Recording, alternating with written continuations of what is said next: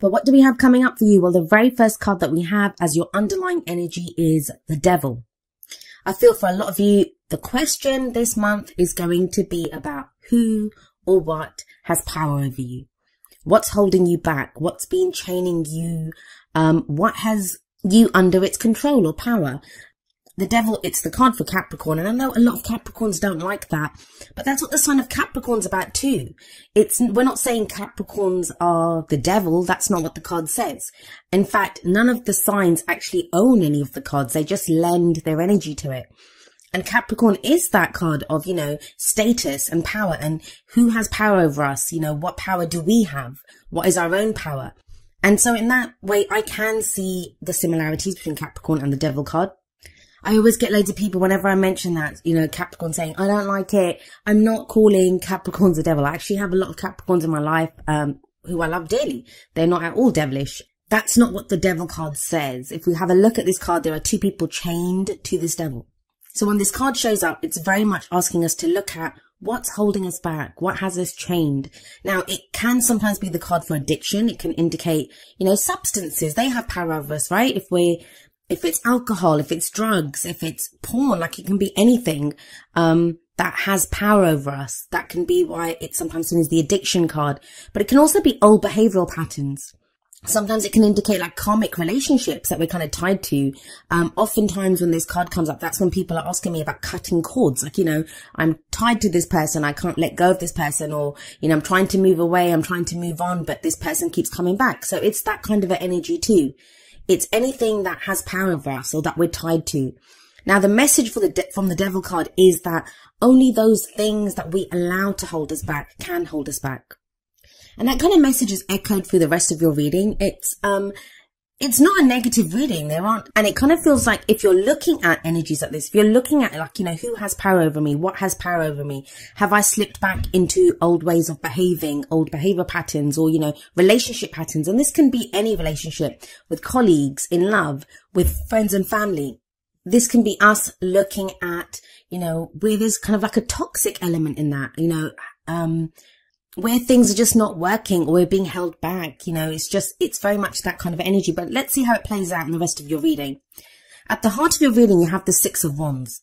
Now, this is a card of recognition, of success, of, where we've done work, or we've succeeded in one area of our lives and we're being recognized for it. It is a victory card. It's success. As we see in this card, there's a returning hero, and there's reeds, and there's people out to greet him to say well done, job well done. How does this play out though? Well, for work, it's very easy, right? You could be recognized for a job well done, or you're kind of working to be recognized. It's at the heart of your reading. The card at the heart is what everything revolves around. Either you're experiencing this right now, or it's something that you're trying to move towards, to gain. You're trying to gain this recognition. With the combination of the Devil and the Six of Wands, though, there can be a sense of that you're working towards getting recognized or success, even in a relationship. Maybe you've been putting in a lot of work into your love life, whether you're single or not. You could be doing it, you could be trying to date different kinds of people. You could have been working on your behavior patterns, relationship patterns that you have. So even if you're single, you could be putting in a lot of work and you're but I'm not seeing the success yet. I'm not seeing the returns of this. I keep dating guys and, I keep kissing all these frogs and I haven't met my prince yet. So there can be a sense of that.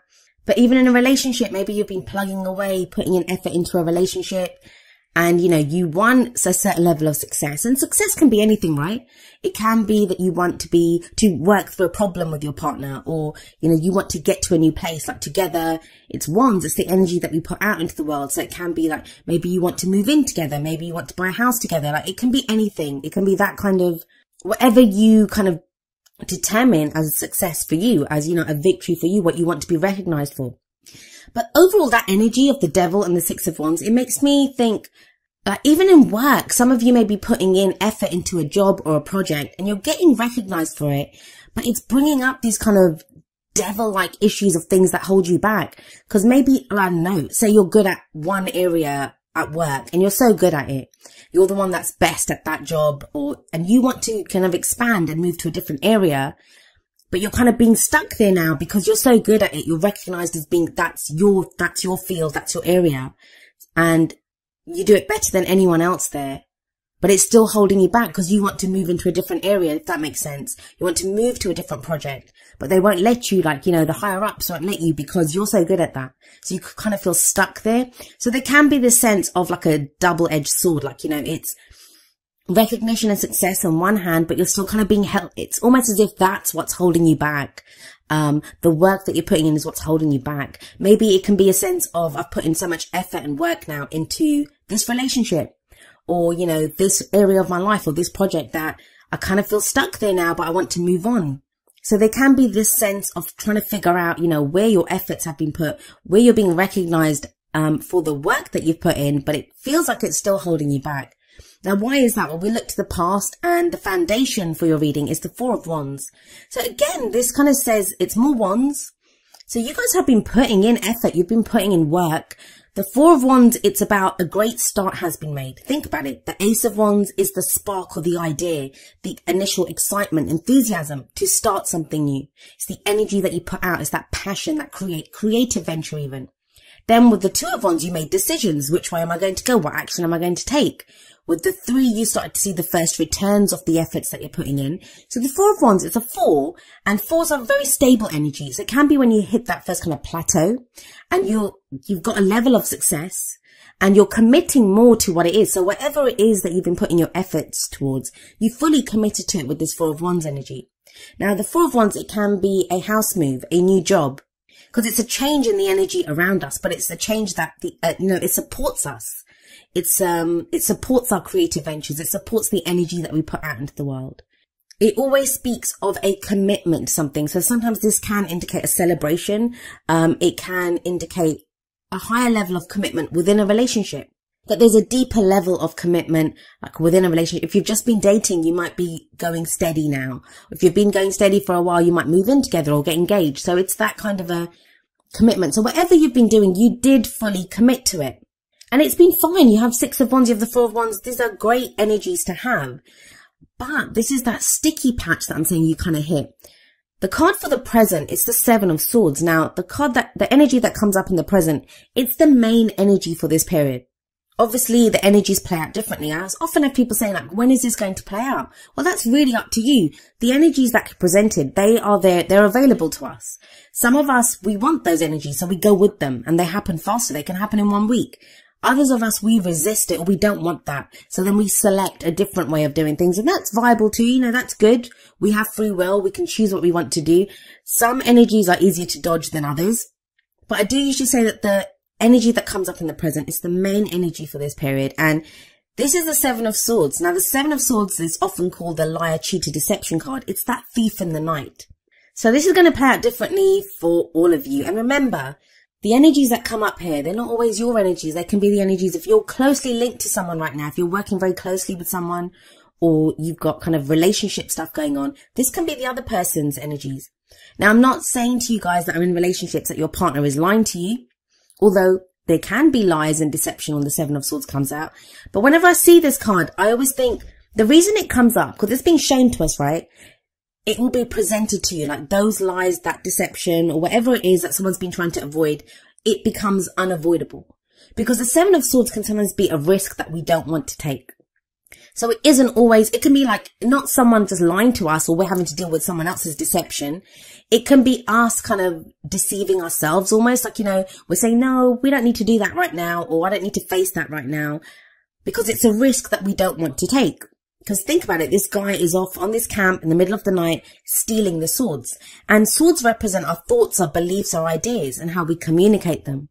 So this can be sometimes, you know, those kind of how we're kind of trying to talk ourselves out of something, or I don't really need to do this. There is this kind of element of comfort zones coming up. And I do feel that. I feel that there's been effort put in with the Six of Wands, with the Four of Wands. There's been effort put in, whether that's a relationship, a job, something that you've put in a lot of time, effort, energy. You've been working on this. You've been working on yourself.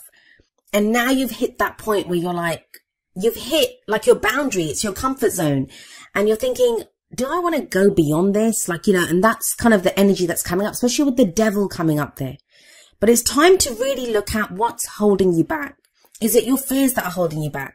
The people that you're dealing with, are they being honest with you? Like, you know, what you're being told. And you'll know this with the Seven of Swords coming up, with the devil coming up there there is a sense of knowing of, that this doesn't seem right, or, what's the reason that I don't want to deal with this? What's the reason that I'm not ready to risk this?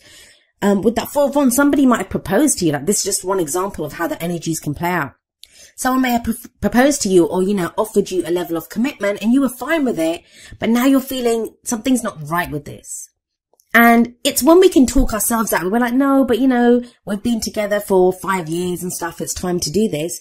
But really, some of you might be feeling, I'm not really interested in this person anymore. But, because I've put in all this time and effort, I'm sticking with it. And same with a job that, you may be now starting a new job. Four of Wands can indicate a new job or a house move. And you thought it would bring you a level of happiness or, success, even with the Six of Wands there, but it's not enough with that Seven of Swords. Or some of you have an offer like that. Like, you have the opportunity, or something's been in the kind of works for a while now to put you towards this kind of new energy. And you're not sure if you want to take the risk. So the Devil there is asking you, like, what's holding you back? For some of you, it's going to be a valid reason. And then there's a question of like changing courses. What new course would you take? What new path would you take?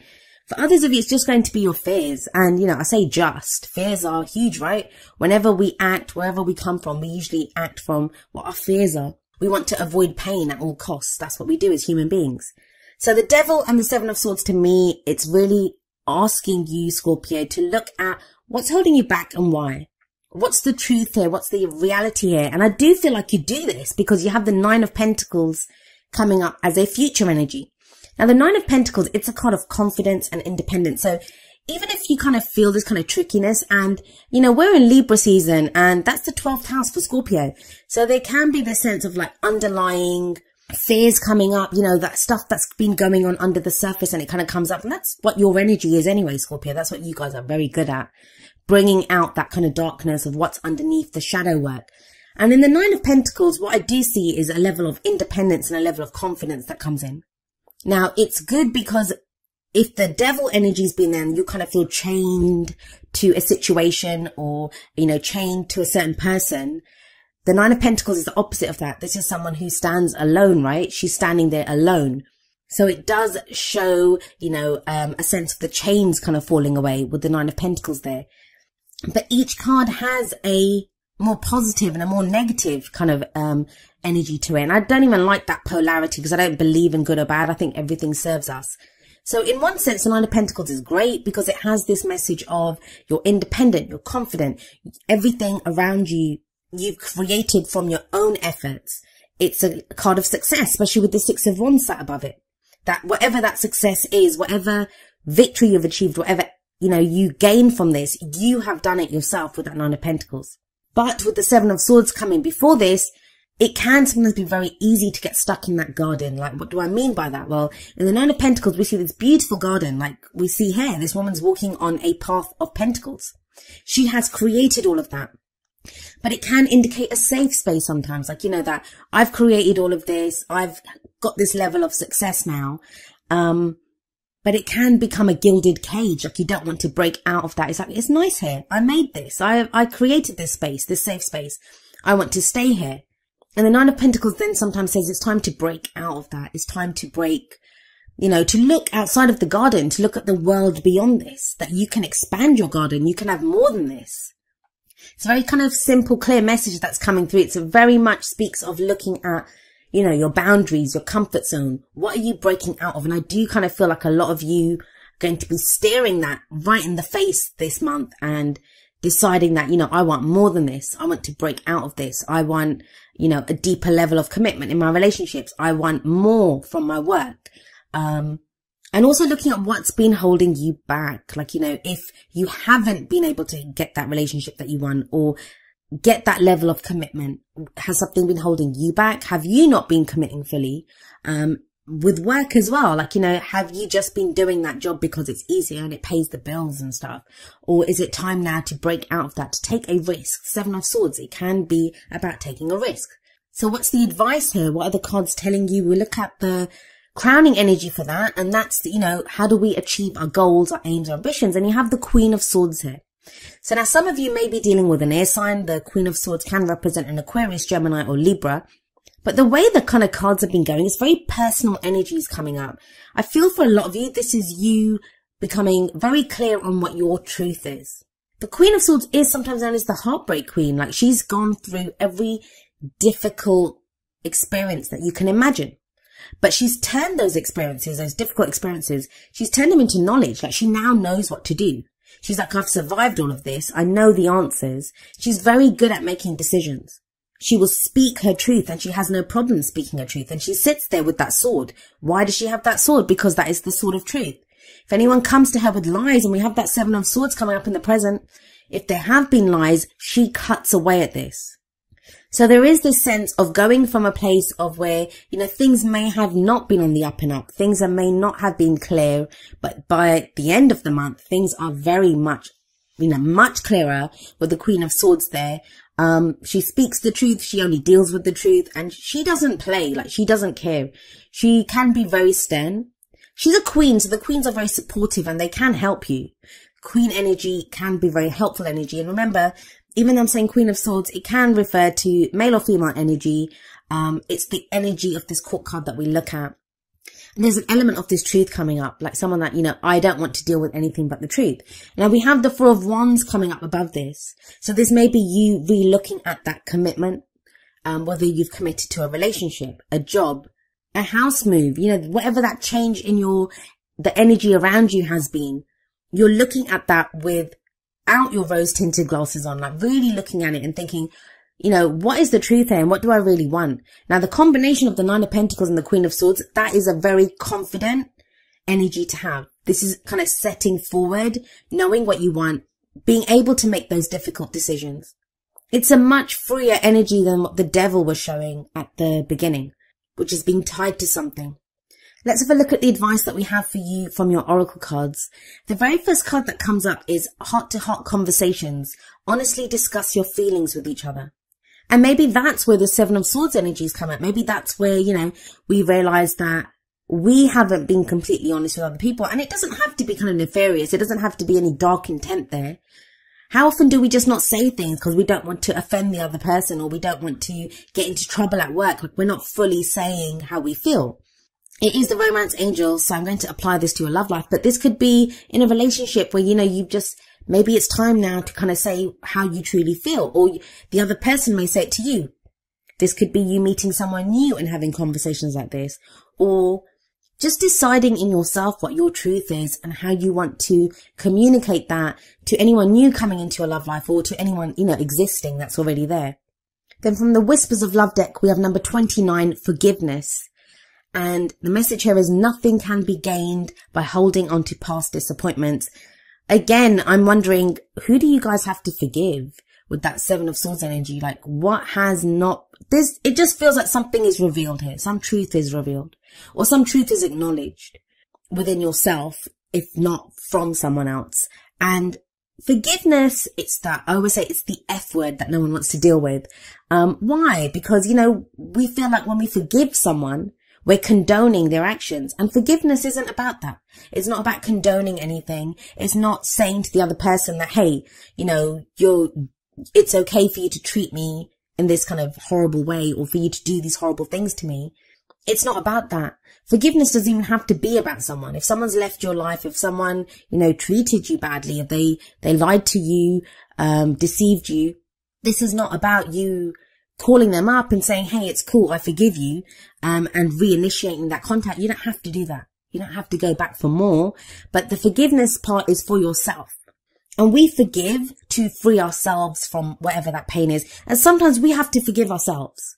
Sometimes we can be annoyed with ourselves that, how did I allow myself to do this? How did I allow myself to, you know, let someone have this power over me, or something have this power over me? So when we forgive, we free ourselves. Because when we are not forgiving, when we keep going over the pain or the hurt that someone's caused us, we allow them to hurt us anew every day, right? Every time we feel that pain, they might have gone off. They might be off doing something else now. They might not even be in our lives. But our memory on going back over it, it's going to keep hurting us. It's going to keep causing like pain anew every single day. So when we forgive, we free ourselves. And again, that's that Devil energy, freeing ourselves from that which holds us back. Now, the advice from the Wisdom of the Oracle deck is number 29, breathe. This is a card of patience. It's a card of, going slowly, taking it easy. It can be a card of meditation, of reflection. But the message here is very much like slow down, breathe, whatever's going on, whatever this because think about it, that kind of sticky energy, that's the devil and the Seven of Swords. And that's only on one side. You can tell by the colours of the cards. Those are the kind of darkish cards. Everything else is very vibrant. So there is energy around you, but it feels like you hit a sticky patch and it's like you can breathe through this. So if you feel kind of overwhelmed, if you come into some kind of knowledge or you've discovered something during this period, take a deep breath and understand that you can get through this. You will get through this. Sometimes we just need to stop and breathe just to catch our breath even and to understand, okay, what am I going to do now? And it sounds kind of counterintuitive sometimes, like you think, if there's a problem, I need to deal with it. I need to deal with it straight away. But sometimes you don't need to deal with it straight away. Sometimes you need to allow that space for yourself just to stop, just to think, just to breathe, to allow kind of the answer to come to you, to take a moment, to let it kind of sink in. Now, the message from the Energy Oracle cards is number 38, 4th Chakra, Archangel Raphael. This is a card about love, compassion, and complete self-acceptance. The kind of lovely greens in this card, they kind of indicate the heart chakra, our heart center. And this is being ready to receive love as well as to give it. And loving ourselves as well.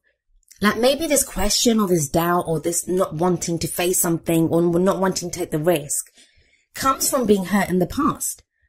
Comes from, having opened up our heart chakra in the past and it being abused or, we've allowed ourselves to kind of let other people control us or be in a work situation where they're kind of working us too much or we're not getting the compensation that we deserve for the work that we do. And when the 4th Chakra Archangel Raphael card comes up, it's about, do you love yourself? Do you have complete self-acceptance? Because when you love yourself, you want the best for yourself. You're going to say I deserve more than this. And it's interesting that it comes up under the forgiveness card because sometimes, like I said, we have to forgive ourselves. And this is dealing with ourselves with love and compassion, being gentle with ourselves. I've said this often that, a lot of times we can be so kind and compassionate to other people.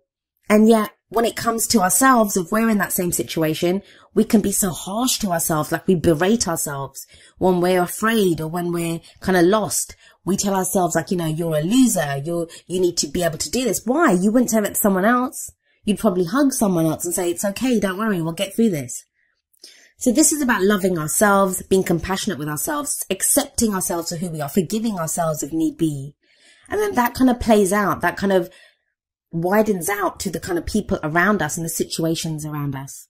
Now, each of the Energy Oracle cards does have an affirmation. I'm going to end with the affirmation for 4th Chakra Archangel Raphael. And it says, my heart center, my 4th chakra, is open to its perfect, healthy, and joyful state. The energy of love flows through me now. I live in love.